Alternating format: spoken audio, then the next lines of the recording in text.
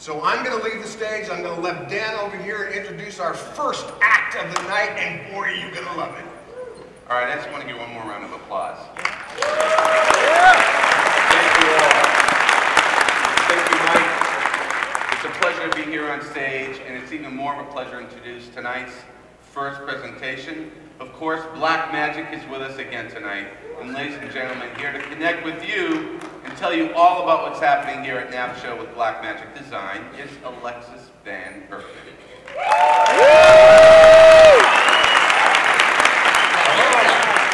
Hello, can everyone hear me? All right, excellent levels.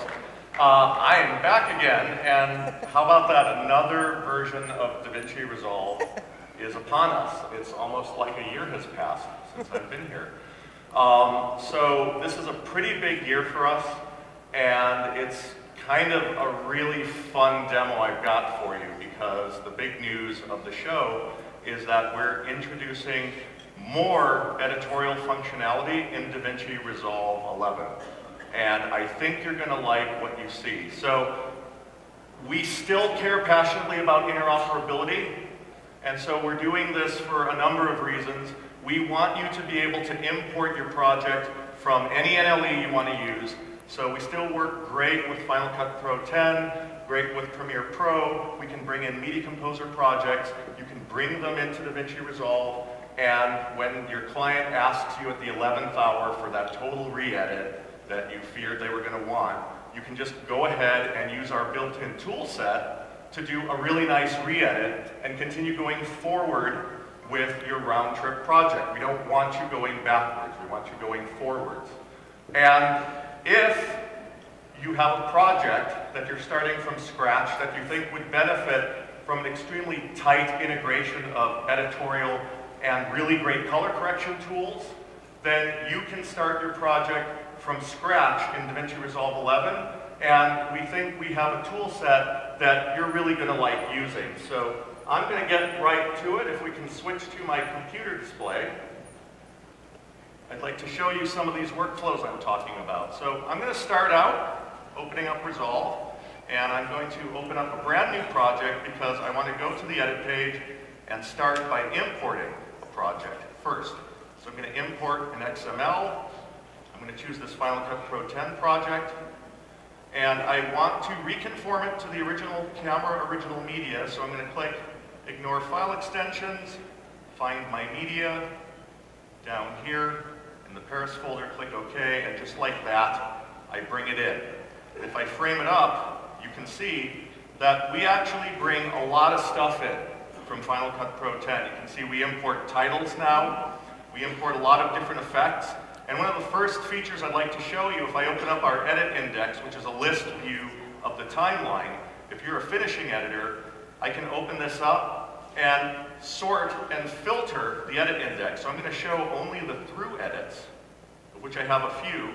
If I click my way down the list, I can jump from through edit to through edit in the project, and I can check my project. If any of these through edits are things I need to deal with, get rid of, or fix, I can do that. If they're fine, I can leave them be. If I import a 2-hour-long project, I can also do things like filter by offline clips. So instead of trawling through my 2-hour timeline, I can just filter out those offline clips, jump straight to them, and fix the problem. We want you to work faster.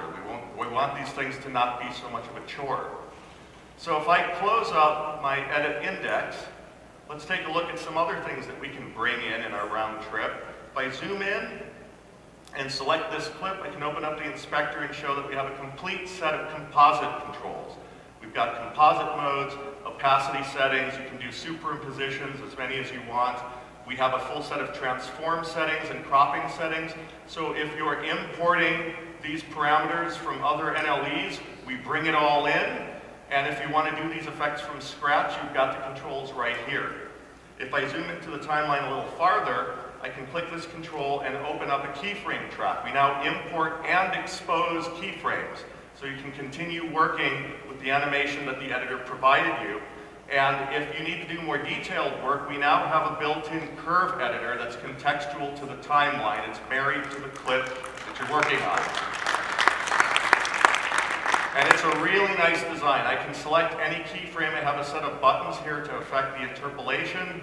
I can go ahead and use Bezier curves, play through everything I need. So I'm going to close this back up, and I'm going to drag this divider up because I want you to take a look at this audio. We're bringing in all of the level keyframes from Final Cut Pro 10. We also bring in these fader handles from Final Cut Pro 10, or if you want to reorganize your timeline, we also provide you with crossfades. If I double click one of these clips, I can open it up into the source viewer, and you can see we have a brand new, really beautiful waveform view in the source viewer, and I can zoom into it and out of it depending on how much detail I need to see. It shows me all of the channels of audio within that track, and by the way, we have multiple channels of audio inside of individual audio tracks. So we like to keep the timeline neat and tidy. If you have 6 source audio channels, those all fit nicely into one track. But if you want to see them, you can click this control here, and we expose all of the waveforms for all of the channels within that particular track. And we also support adaptive tracks up to 16 channels of audio per track.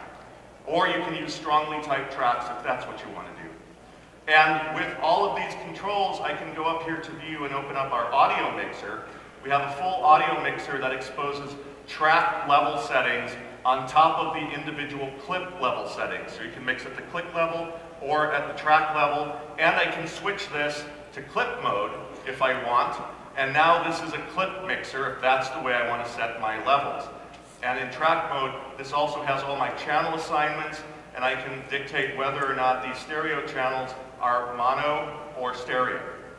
So we have a lot of control for bringing projects in and massaging them, but I want to go back to what I said up front.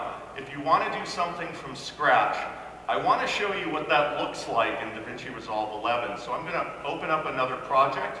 I'm going to open up this Pool Shark project. I'm not going to save this, I don't need that. And I'm going to switch over to the Timelines browser. We now have a Timelines browser in addition to the media pool. So if you want to organize multiple timelines by bin, we give you a complete UI for that. You can put it into list mode, you can sort, sift, and find. We give you a lot of organization. And I'm going to start with this empty timeline with this first scene, Clips in Scene 2. Now, client called me up a little while ago, said they're going to come in this afternoon, they'd like to take a look at something, so I really want to slam some scenes together, work quickly. If I scroll all the way to the end, I can see that I've got all the metadata I need to sort these clips out by scene, take, and angle. Sorting by scene, everything's in the right order. So I've got this film strip view that lets me skim through, I can set in and out points, and I can quickly assemble a series of cuts. I can shift click all of them, right click, and choose Create Timeline using selected clips. And just like that, I've got a timeline set up. If I scrub through, I can see I've got some nice continuity, all done really quickly. But as I'm putting this together, I notice a bit of a problem. This clip is not like all the others. Well, I'm using Resolve. So I just click the color button, and all of a sudden, I've got a full-blown color correction environment with which I can edit even this rough cut. So I'm going to brighten that shot up. Maybe I'm going to warm it up just a little bit. And I like the look of that so much, I'm going to go through these other clips, and I'm just going to warm them up too. I want to kind of impress my client when they swing by. And there I've done a super fast grade, and I jump back to the edit page. And if I scroll through here, you can see I've now got a graded project. And I can go back and forth all day long, as much as I want. No reconforming, no exporting projects. I don't have to change applications. I just jump back and forth with impunity and keep working. So if I go here, maybe I want to cut to a close-up. So I'm going to double-click this clip back here. Double-clicking a clip in the timeline does a match frame. And with this match frame available from the media pool, I can pick a matching angle. I can match frame either from the media pool to the timeline or from the timeline to the media pool. I can go either way. With this setup, I can drop it in, and that's looking pretty good. Maybe it's a little bright. I'm going going to go ahead and duck that down a little bit. So easy back and forth. Now that went together pretty quickly. Maybe I'm going to continue. I'm going to select scene 3. I'm going to roll forward. Now I know this scene has a little more continuity in it, so I'm going to want a better view of my media. So I'm going to open these clips into my source viewer, and I'm going to set an in and out point for this first clip. I want a full master shot that I'll cut into. I'm going to drop this down. I've got overlays, I've got buttons, I've got keyboard shortcuts to do this kind of assemble editing if I want, and I have a full set of keyboard shortcuts to navigate around my UI to go from place to place to place, and we have customizable keyboard shortcuts. So whatever you want to map to any given function, you can now set this up yourself. We give you some presets that we think you're going to like, or you can set up your own. So with this setup, I'm going to move here, set an in point, because I want to cut into the shot. I'm going to go to one of these close-ups, and I want to back time this. I want to go ahead and match this. Set an out point, drag, and I get a 3-point edit. Sorry I'm losing my voice up here. I've been doing this all week.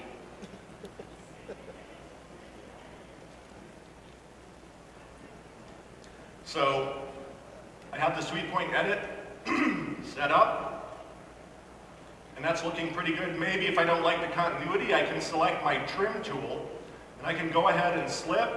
I've got a 4-up display now. If I'm slipping and sliding, I can slide by just dragging down here. I've got roll edits, and I've got ripple edits. Everything I need to do is there in one tool. So last thing I want to do, maybe I want to cut her reaction to sinking that pool ball. So right there, I'm going to set an in point, and I want to get her reaction, so I get right before that little glance in, drop that in, so I've got a really nice cut there. But now I'm noticing I cut off my audio. Now I have a roll edit tool no matter what I do, whether I'm in selection mode or whether I'm in trim mode. So if I hold the option key down, I can roll this over at any time. We want to keep you working fluidly. We always want to give you the tools you might need at any given time, so you always have access to a roll edit. With this setup, I've got my split edit, and that's what assembling a cut looks like in DaVinci Resolve. But we've tried to give a lot of different functions a lot of thought. We want to make this a tool that's going to be fun for you to use. We want this to put all the power at your disposal when you want it. So I've got this transition from scene to scene. If I right-click right on that edit point, one of the new things we can do is that we now allow you to add a transition with 6, 12, 24, or 48 frames, all from one convenient pop-up menu. So I just drop in a 48-frame dissolve, or I can drop in a 12-frame dissolve, whatever I want to do. I can resize from the timeline if that's what I want to do, or I can double-click it, and I have properties in the inspector. So I can go ahead and change my alignment. I can change the duration numerically if that's what I want to do. And since this is a cross dissolve, I have different styles. So I can choose our new film style cross dissolve. And if I play through, I now have this really beautiful cinematic style, optical style dissolve. And with that setup, I also have easing I can choose. So I can ease in, out, or in and out. So I have a lot of different ways of customizing these transitions. And if I open up my toolbox, we give you a lot more transitions to start with, but we don't want you getting bogged down. In fact, we also offer open effects transitions. So if you have GenArt Sapphire transitions, you can go ahead and use those inside of Resolve, transitions and generators, all in the edit page. But when you have a bunch of transitions, maybe you don't want to look at them all the time. So I can add particular transitions as favorites. Maybe I want this older iris that I'm going to use all the time, and I can filter by my favorites. So I can always find just the transitions I want very quickly and easily. So that's a really cool feature that we offer. So that's what assembly looks like, but I think when you see what we've done with trimming, you're going to see just how serious we are about giving you a really great editing experience. So I'm going to switch to another timeline that's a little farther along. And I'm going to start showing you some of our really cool trim tools. So I'm going to start simple and then move to more fun stuff. First off, we've got trim start and trim end, and it's multi-track aware. So if I press shift bracket, I can go ahead and chop off all those end points. Or if I press shift in bracket, I can go ahead and trim all those in points, line them all up to the timeline. Or if I move over to the trim tool and do the same thing, shift in bracket, now I've gone ahead and chopped off all those endpoints and closed the gap. So all of our trim tools work either to resize in selection mode or to trim in trim mode, which will ripple the timeline. I'm going to go ahead and undo that. Now all of these trim functions also obey the auto select control. So if I shift click to turn off all of my audio auto select controls, I can go ahead and shift end bracket, and now I'm just chopping off the video and not touching the audio. So the auto select controls are controls that we use to define a lot of functionality as you trim. So I'm going to move forward here, and I'm going to go to these superimpositions because I want to show you another thing we can do. If I select that incoming edit point, I can command click to select another incoming edit point, and I can drag and ripple multiple clips at the same time, which makes it really easy to deal with superimpositions. And by the way, if I select the entire clip, now I can slip both of those at the same time, or I can slide both of them at the same time. So we allow multiple selection trimming as well, but it gets better because I can go ahead and select that edit point, and then select an opposing edit point, and then select another edit point, and another opposing edit point, and another edit point, go into my selection mode, and I can go ahead and asymmetrically trim multiple edits at the same time, one per track.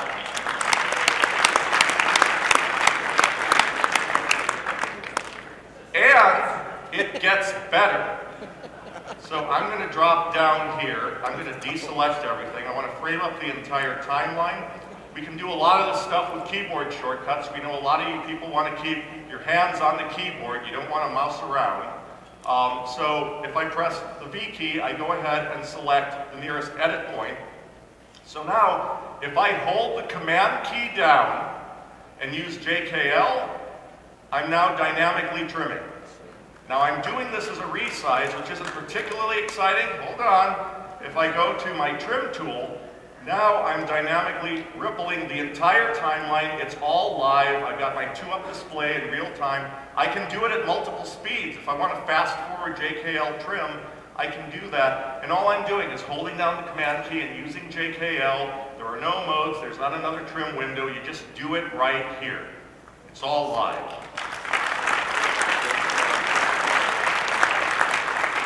Now I'm going to press Shift Z, which allows me to select the entire clip, and I can use Command JKL to slip or slide using the S key. Same thing, I still get my 4-up display, which I really love using. I've always wanted to have that. And with this setup, maybe I can do a few more things. I'm going to go ahead and press the V key again. Maybe I'm going to select that edit point right there. And another keyboard shortcut I really like is Option U. Allows me, ordinarily,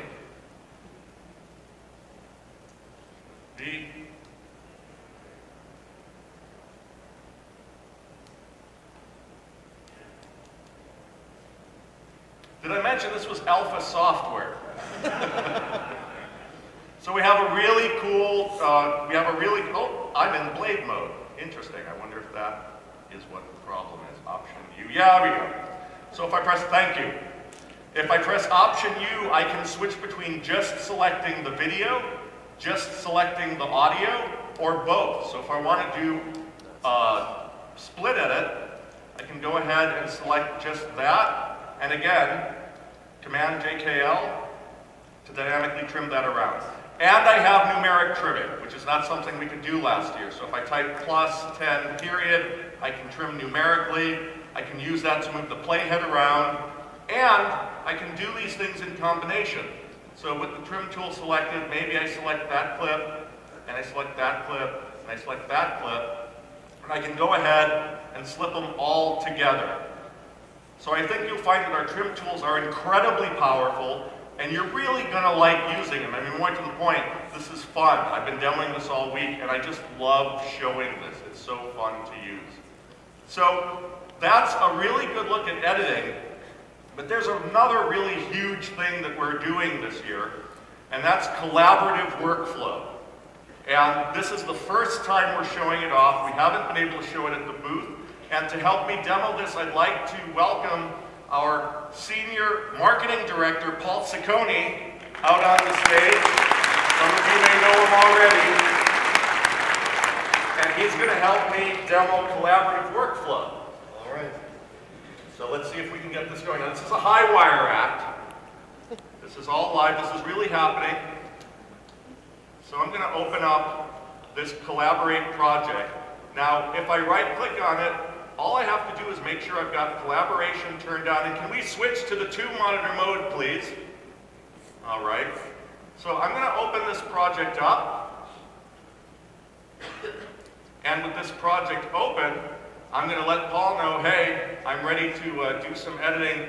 We're pulling a little switch here today. Paul is going to be the colorist. Today, I am your editor. Thank you. So I'm going to open the project in collaboration mode, like so. And all we need to do to get this work is to set up a Resolve project server on one of the machines, and it can be one of the machines that you use. And it's not a big deal, it's very simple. And have all of the machines that we want to collaborate on the same network. So while I'm sitting here talking to you, Paul's going to take advantage of this time to start doing a little bit of grading for me. And the way this works is there's one owner of the project, me, the editor. I control the timeline. I'm the only person who controls the timeline, one editor at a time. However, one editor can have multiple colorists accessing the same timeline and grading while I cut.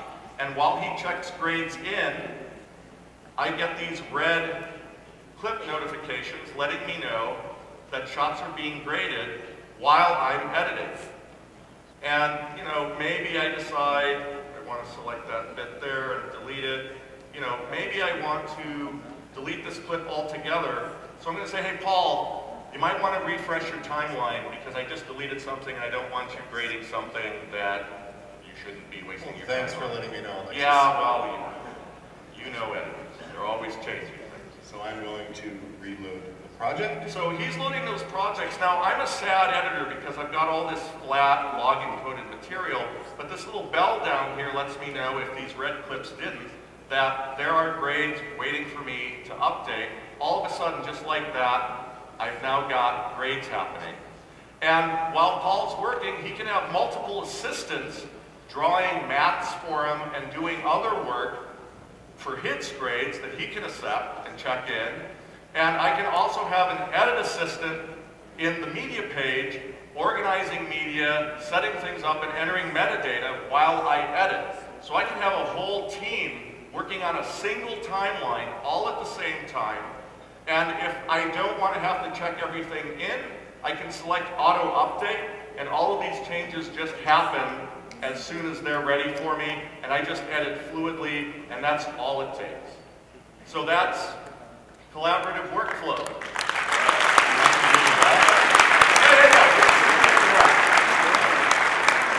See how this looks like. Oh, that's great. Thank you.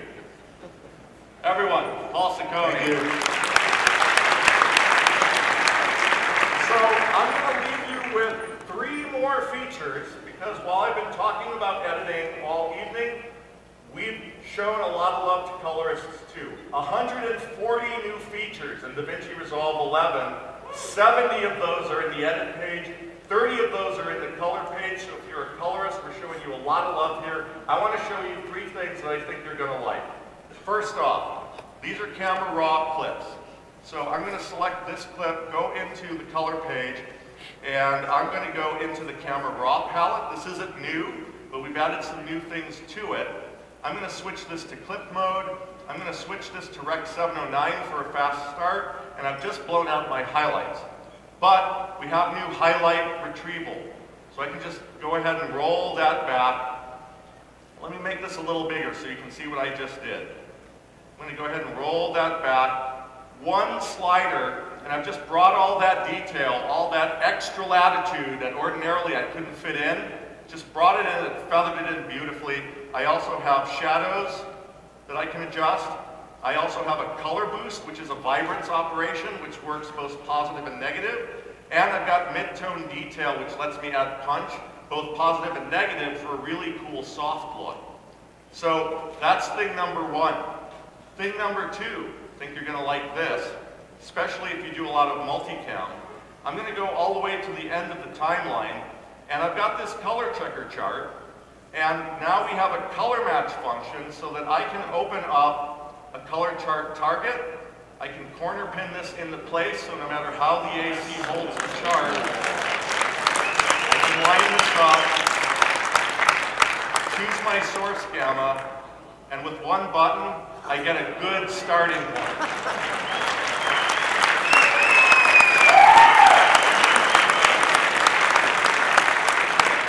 I hope I have a job next week. So we can do X-ray color checkers, data color spider checkers, and DSC labs. There's one more thing I want to show you though, and if you're a colorist, this is going to change how you work. So I'm going to go back here, turn this off. We've got a new group grading mode, and I'm going to go into Unmix and select all of these evening clips, right-click, assign to a group. So I've got this really nice group, and maybe the first thing I want to do in group mode, I've got 3 levels of grading. I can go to pre-clip, and if I want to set a good starting look, you know, maybe I want to desaturate it a little bit. Maybe I want to push this into the orange. Maybe that's what I want the base look to be, and that sets the look for the whole scene all at once. Now I can go into clip mode, and in clip mode I can individually adjust grades, and it doesn't affect the group. So I now have a separation between individual adjustments and group adjustments, and it's consistent. And if I go to group post clip, this is where I can add a little bit of style. So maybe in post clip, I want to go ahead and just add, no, that's not what I want to do. I want to add another node. I want to see my power window, blow this out, and maybe outside of that window, I want to crank it up to red. I'll invert that, feather that out. And now I've just graded the whole scene with the look. And if the client doesn't like that, all I have to do is make one change, and I've just regraded my whole scene. Group grading is going to change the way you work if you're a colorist. So that's all I've got time to show you. Go to the booth. There's lots more to see and lots of people to show you. Thank you so much. And if you like what you've seen here, my compatriots at Ripple Training have a bunch of training I've done about DaVinci Resolve to give you a good starting point. Thank you so much.